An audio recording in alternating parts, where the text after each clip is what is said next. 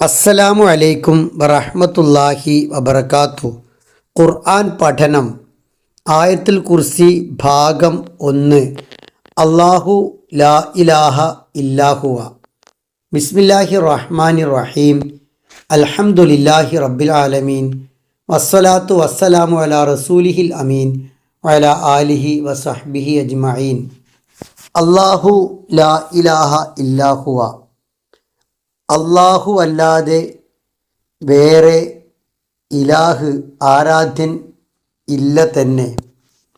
ആയത്തുൽ കുർസിയുടെ തുടക്കമാണ് ഇത്. അല്ലാഹുവല്ലാതെ ആരാധനക്ക് അർഹനായി മറ്റാരുമില്ല എന്ന് ഉറപ്പിച്ചു പറയുന്ന ഭാഗമാണ് ഇത്.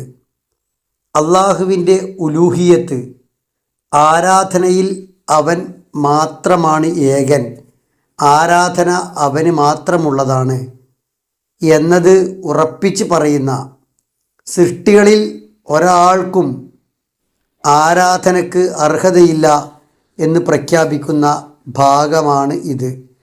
തൗഹീദിൻ്റെ കൃത്യമായ പ്രഖ്യാപനം. അല്ലാഹുവല്ലാത്ത ആരെ ആരാധിച്ചാലും അത് അസാധുവാണ് അഥവാ ബാത്തിലാണ്.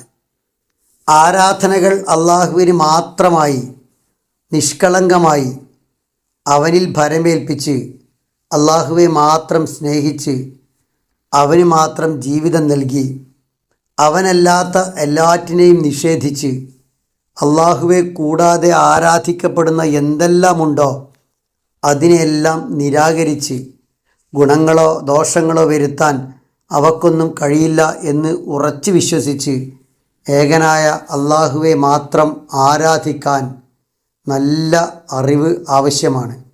സൂറത്തു ആലി ഇമ്രാനിൽ അള്ളാഹു പറയുന്നുണ്ട്, ഷഹീദ് അള്ളാഹു തന്നെ സാക്ഷ്യം വഹിക്കുന്നു, അന്നഹു ലാ ഇലാഹ ഇല്ലാഹുവ, നിശ്ചയം അവനല്ലാതെ വേറെ ഇലാഹ് ആരാധ്യൻ ഇല്ലെന്ന്. വൽ മലായികത്തു, മലക്കുകളും സാക്ഷ്യം വഹിക്കുന്നു, വ ഉലുൽ ഇൽമ്, അറിവുള്ളവരും സാക്ഷ്യം വഹിക്കുന്നു. അഥവാ അള്ളാഹു മാത്രമാണ് സത്യമായ ഇലാഹ് എന്ന അറിവ് യഥാർത്ഥ അറിവാളന്മാർക്ക് മാത്രം ഉണ്ടാകുന്ന തിരിച്ചറിവാണ്. ഷിർക്കിനെ, അള്ളാഹുവിൽ പങ്കു ചേർക്കലിനെ പൂർണ്ണമായും തള്ളിക്കളയുന്ന, അള്ളാഹു മാത്രമാണ് ആരാധിക്കപ്പെടേണ്ടവൻ, അള്ളാഹു മാത്രമാണ് വഴികാട്ടുന്നവൻ, ഏകനായ സത്യദൈവം അവൻ മാത്രമാണ് എന്ന് ഉറപ്പിച്ച് പറയുന്ന തൗഹീദിൻ്റെ ഉജ്ജ്വലമായ പ്രഖ്യാപനമായ ആയത്തുൽ കുർസിയുടെ ആദ്യ ഭാഗം. അതിലെ അള്ളാഹു എന്ന പദം തന്നെ ഇലാഹ് എന്ന പദത്തിൽ നിന്ന് ഉണ്ടായതാണ് എന്ന് ഇമാം റാസി റഹിമഹുല്ല വിശദീകരിക്കുന്നുണ്ട്.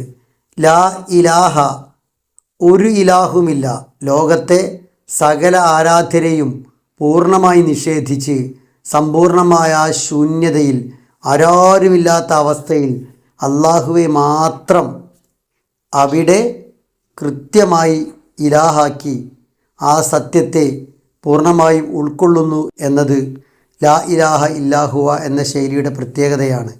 അള്ളാഹു ഏകനാണ് എന്ന് പറയുന്നതിന് പകരം ലോകത്ത് ഒരു ആരാധ്യരുമില്ല എന്ന് പറഞ്ഞ് അത് അള്ളാഹു മാത്രമാണ്, ഇല്ലാഹുവ അവൻ മാത്രമാണ് എന്ന സ്ഥിരീകരണമാണ് ഇവിടെ നടക്കുന്നത്. ആദ്യം ലാ ഇലാഹ, ഒരു ഇലാഹുമില്ല എന്ന നെഗേഷൻ, രണ്ടാമത് ഇല്ലാഹുവ അവനല്ലാതെ എന്ന അഫർമേഷൻ, നിഷേധത്തിന് ശേഷം അള്ളാഹു മാത്രം എന്ന് ഉറപ്പിക്കുന്ന തൗഹീദിൻ്റെ വല്ലാത്തൊരു ശൈലിയാണ് ഇതിലുള്ളത്.